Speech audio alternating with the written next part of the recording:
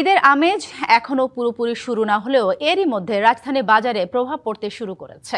৩ মাস ধরে বাড়তে থাকা সুগন্ধি পোলাওর চালের দাম এই সপ্তাহে আরও এক দফা বেড়েছে।